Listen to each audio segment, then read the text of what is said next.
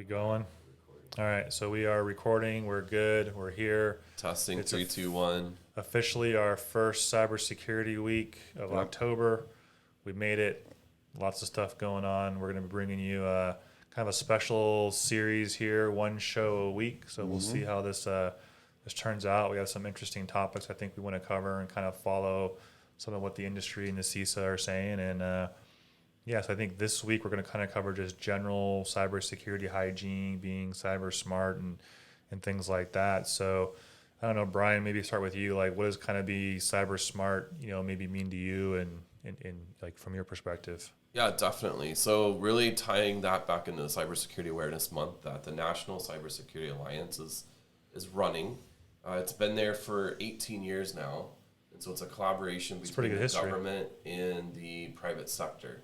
So I think that's pretty cool where they're trying to come together and say, hey, we can work together and improve cyber hygiene for everybody at the end of the day. A lot of people have the position that, it won't happen to me type of model, but it does. And it happens a lot. We see a lot of attacks. I think we've all seen that this year alone in 2021. Like, it doesn't matter what you do, your size. I mean, everything's just escalating quicker and quicker. And so, like, nothing is type of safe or out of place, so to speak, right? Yeah, well, and to that point, if you think about size, I mean, some of the biggest organizations have been the primary targets, right? I mean, looking back to SolarWinds, that's what I kind of think about is, they were probably the bread and butter or the main guy in the industry, and they got popped. So, yeah, very telling. So to answer the question on the definition, it's really around just being educated and being cyber smart, doing something to help educate and improve your ability. So at the end of the day, whoever has that device that's connected to the internet, you're ultimately responsible as the user to be in charge of your own cyber awareness. At the end of the day, that's part of your responsibility when you take that on. Yeah, I think too, like, especially like for these next couple of shows, it's like not so much maybe about just purely business focused. It's like, hey, what can you take home to your personal life and, be cyber smart at work and at home and things like that, which, make up a pretty good factor here as well, right? Yeah, well, those lines have certainly blurred. That's especially with the recent events and everybody working from home now. It's now. It used to be kind of, you had like personal security and then your enterprise security. But now bringing these devices home, your personal security may very well affect your enterprise and vice versa. Or how about the personal security of the people you live with, whether it be, family, roommates. So the lines have definitely blurred there now. And I feel it's a necessity to be vigilant, both for yourself and as a result for the enterprise. So Yep, I know my oldest kid, he always runs around the day that Apple releases the software updates and makes sure that all of them are up to date. So he's being cyber smart. I love it. Wow. You have him trained well. Yeah. Right. Now the youngest one, we'll get him dialed in soon enough. He's getting there. We got to start somewhere. Oh, that's hilarious.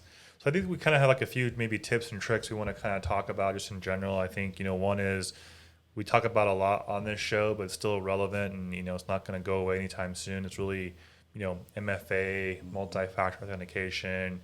So I don't know, maybe Sammy, you want to kind of define for our users on what that really means, and we can dive into some of the pros and cons or best ways to go about that. Yeah, no, absolutely. And just to take a step back here, it's always good to have a combination of MFA and, strong password hygiene, whether that be highly complex and lengthy passwords, and then, using something like a password manager. But then, to that point, you leveraging MFA, 2FA, which is something you are, something something you have, can really add a layer of protection against your accounts in the event of any kind of compromise where they do manage to get access to that password. They now have to have this second layer, which is a lot harder to exploit. And while not perfect, it certainly adds a level of complexity that would pretty much mitigate most attacks. Yeah, it makes things a lot harder to kind of exploit. So to your point, is it perfect? No, but it's going to really deter and slow things down for, like, let's say the average user. And so, like, in my opinion, like, if your bank supports it, credit card supports it, your travel site support it, social media site support it, turn them on. I mean, authenticator or the codes, it's a last resort, but any kind of application you can get, by all means, go for that. Oh yeah, most multi-factor authentication software nowadays that you can install on your phone has the push notification so that you can just accept it right from your watch, where they integrate, so the simplicity is there. Yeah. I mean, your last resort is to do the SMS authentication. I mean, I would say that's better than doing no Correct. multi-factor. Better than Correct. nothing. How about Correct. But don't make that your first choice. If you can take another option, definitely better to use one of the apps for sure. that? Yeah. And then if somebody doesn't have multi-factor, if your bank or whoever doesn't have it, open a support ticket. Yeah. Pressure them into doing it. Go on social media and say something, like whatever it takes Yeah. to help open up that awareness to that, because the users can actually push and cause change to occur if That's a you're good point. asking for that. So Yeah, well, I certainly hope the banks have MFA enabled. If your bank doesn't, you might want to reconsider that bank. Yeah, Just yeah. you gonna might say. be surprised. Yeah, they I might know. not be FDIC insured. I don't know. Yeah, because they are regulated in a lot of these regards. Exactly. Separate show. So you guys kind of talk about password managers. Yeah. I'm guessing you guys are kind of fans of using that methodology versus writing everything on a sticky note, putting it on your keyboard, and turning it over, and like, oh yeah, it's password 7. Or wait, no, we're in We're fall winter. 2021 Yeah. exclamation So point. be right sure to now. change your passwords, everybody, to fall 2021. There you go. Right. There's your tip for the day.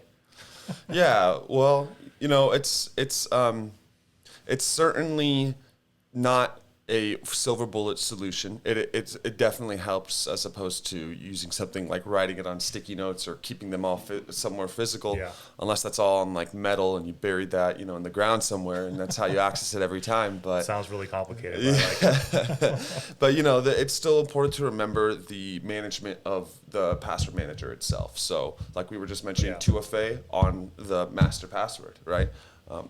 And our producer here is yelling at me because of I keep banging stuff and making noises on our New mics audio, here, we're getting there. We're figuring it out. All good, all good.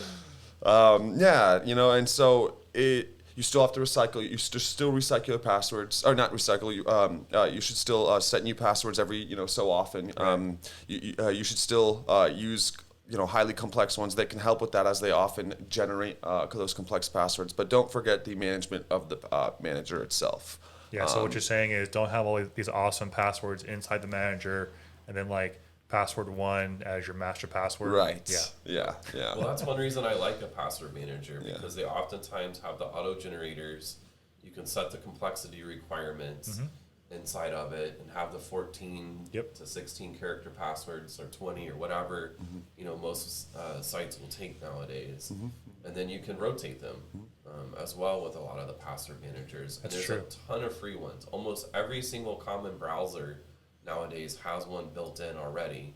So that's one option for your password manager. And then there's obviously tools or apps that you can download. A plethora of them. I mean, you can just type in password manager in your favorite app store Yep. and get the answers back on those. Yeah. Do your research, find one that you think looks good, has got good reviews. If you want to know more or less, we can tell you which ones we probably recommend and use. But yeah, pick one, stick with it, and Yeah, put your favorite down in the comments down below, which ones you guys like to use Yeah. for a password manager. and then roll it out to your entire family, so like your kids, your spouse, whatever. Like definitely kind of go that route. That way, everybody can kind of use it and get used to using those types of technologies and things like that. So. Yep, and there's a lot of cool features you can enable on most of them. So if somebody else logs in from somewhere else, it'll pop up an alert to you, whether it's an email or push notification type of an alert. Yeah, like, hey, like your password's been rotated or changed, or the master password's been changed, and things like that. So Yeah, and it can be annoying, but try not to remember the session when you're on the devices, because then if anybody ever gets access to the session, they could potentially get access to the password manager. But to that end, there are tons of features that enable you so that after 30 minutes, it'll log you out, like you said.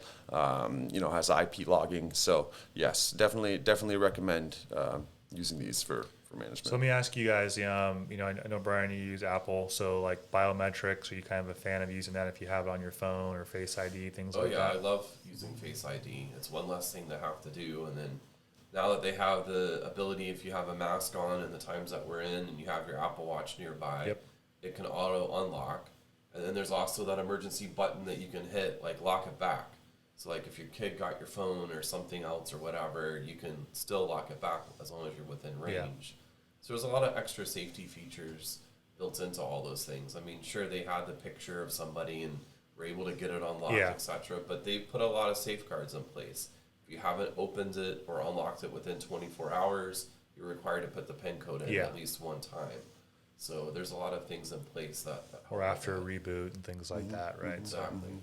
but yeah, it's kind of cool to see the other vendors and manufacturers taking security in some regard more seriously and making it easier, but also more secure, or trying to at least. So it's good, moving in the right direction. Definitely. See, another one kind of we can talk about is, I guess, just common sense. Kind of the whole trust but verify thing. So just for people out there, I mean, there's so many things where like my favorite's like, hey, click here to win a free iPad. Not gonna win a free iPad.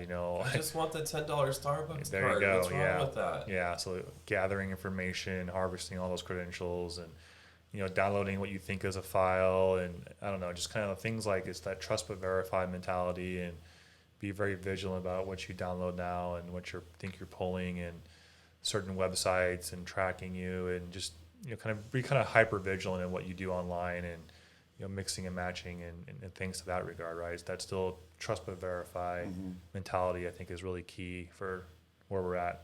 Yeah, I think, for a lot of end users, it's about slowing down, really analyzing what you're doing when you're operating on a device, particularly when you're looking That's a at good things point. like inbound emails and whatnot. So many people are rushing through their day, just trying to get through things, click on things, and they never stop and maybe read who this is from, or read the end part of the Like you said, just domain. kind of pause for a moment. Yeah, and it might feel a little bit unnatural to do that, or it might feel like you're slowing you down. But the the indicators, once you've seen them a few times, should become pretty obvious. And so when these things do start to come in, it becomes second nature to scrutinize at first, and then to interact with the message. So Yeah. a lot of it really is about kind of being patient, like you said, exercising vigilance, not assuming everything is a trustworthy. Not assuming everything that comes in is trustworthy, rather, and that everybody communicate with is trustworthy. Even,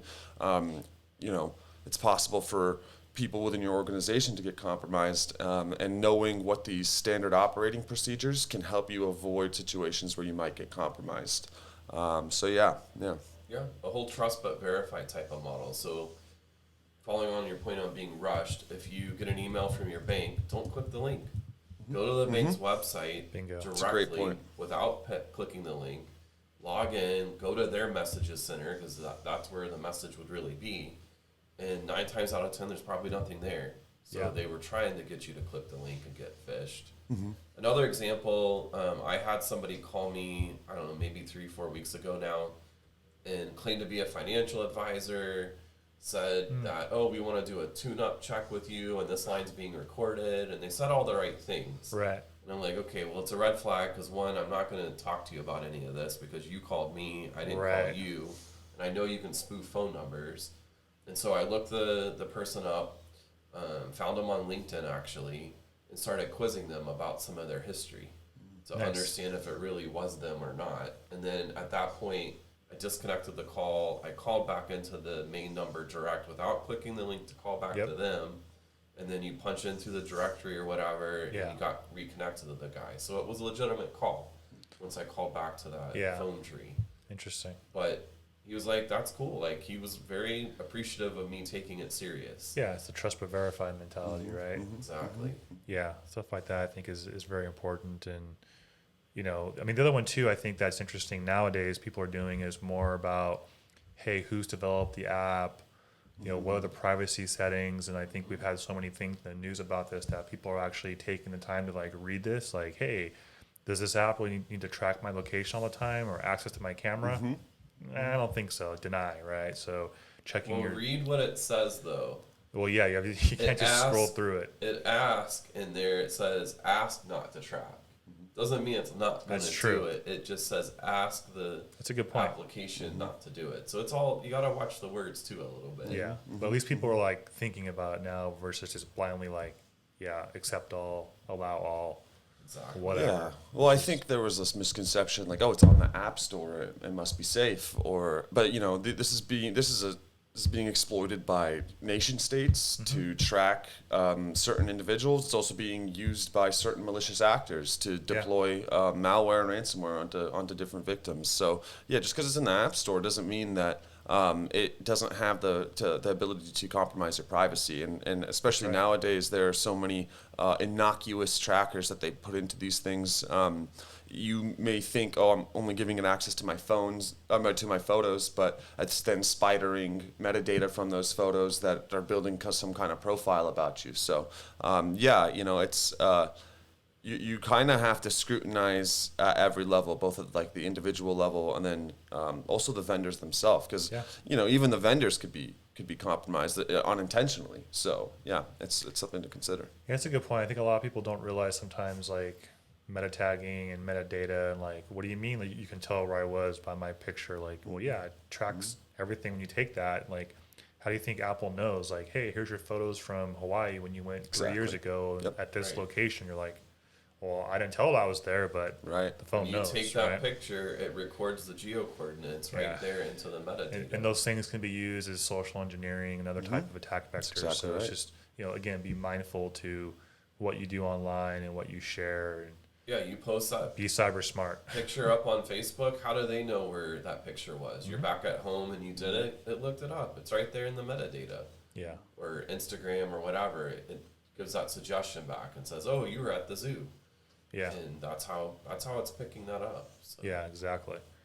I think one of the other topics I wanted to go over that often gets overlooked is kind of updates and patching. And I mean, you were kind of joking about your son running around as soon as Apple has an update, which is awesome. But the question I always ask people when I get these kind of confused looks is like, when was the last time you patched your microwave or your refrigerator or your TV? And it's like, well, what do you mean? I'm like, well, they run software now. They're IoT devices, and like, it's not just a computer and a phone anymore. It's everything. So, taking into account when do you patch, how often, and then on the other side, like, are the vendors doing a good enough job releasing these patches? And there's some interesting gray area there on some of the stuff. But in general, I would say for the average home user, like, patch as often as you can, like your browsers, your password managers, your OSs, Microsoft products, Apple products, Google products. Like, for the most part, there's no harm in going about that, right? Well, that's one thing that drives me nuts with the Microsoft updates is you have to go down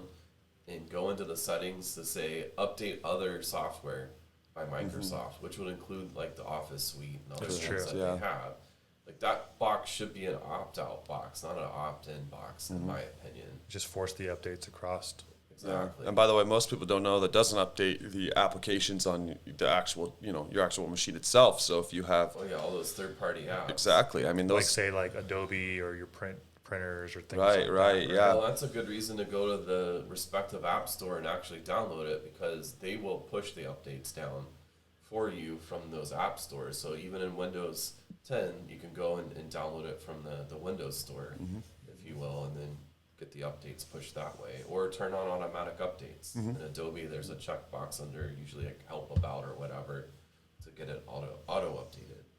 Yeah, that's a good point. I think kind of people's behavior has somewhat changed because they all have a phone for the most part, and like a app store, whether it's Android or Apple. And to your point, it's like, hey, I get this like fat icon. It's like 12 updates. Okay, cool. I go through and I do, whatever, 5 at a time and let them update, and then, well, hopefully you're doing that.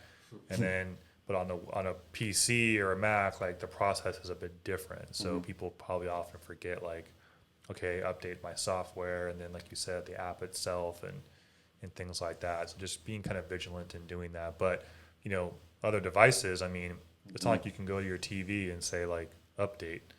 I mean, some of them do have that connectivity, but, they don't always tell you, like, here's a new patch or here's why, or maybe like Roku's kind of do that type of a thing and things like that. But a lot, like, I mean, like garage door openers, any type of IoT, smart switches. I guarantee you no one's in there patching that type of stuff. Well, Ring doorbells. Yeah, most people probably don't even know how. They don't even realize there's like a web-facing front end that you can actually go on and patch stuff from. So, it's also like the accessibility. Like I imagine most people probably have never patched most of their IoT devices.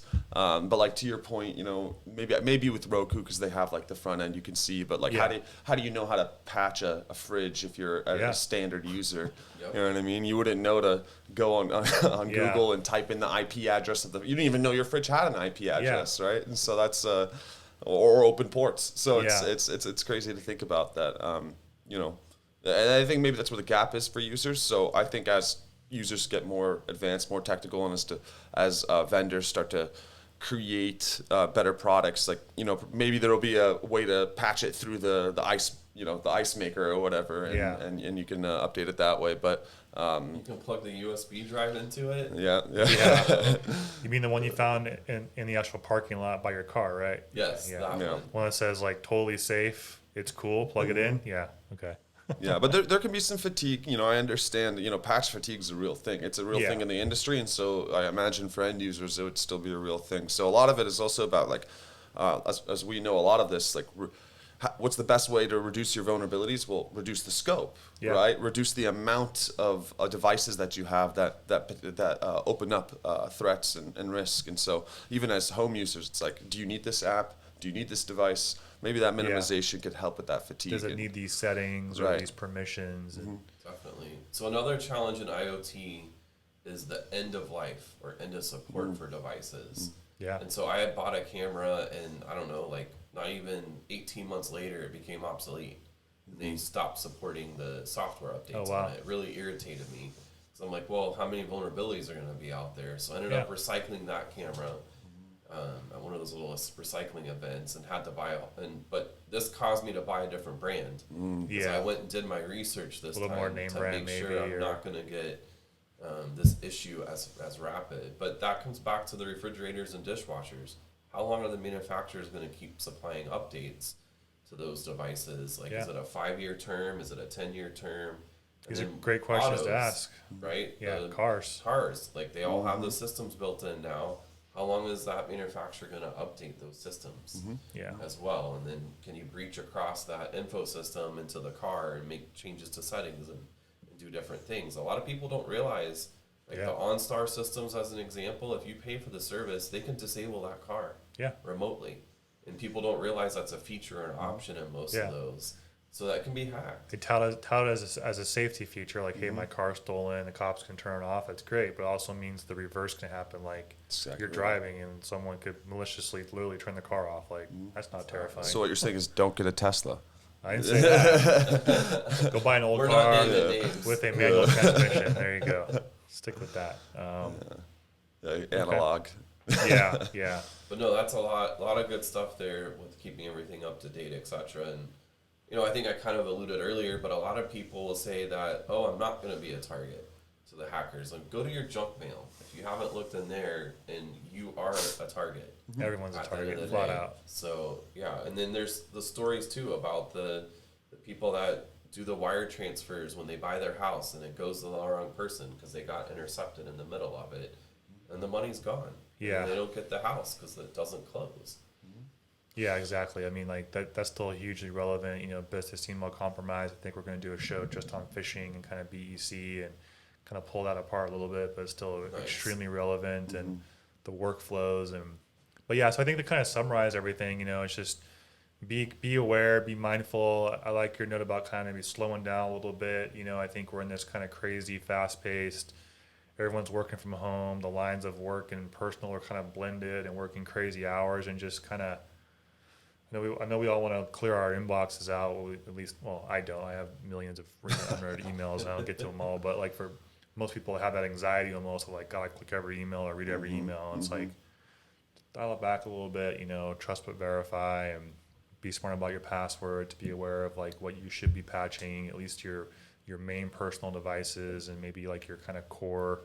Hey, like if you have an alarm system or like Ring cameras or home entertainment things, you know, focus on those things first, and just, you know, try to be more mindful to what you do in the digital world. So I don't know, any closing thoughts, Sammy, from you? Definitely, yeah. I would say, you know, to kind of summarize and put everything up in a nice neat ball, I would say, you know, defense in depth, right? We want to take a multi-layered approach here, since information security is processes, technologies, people.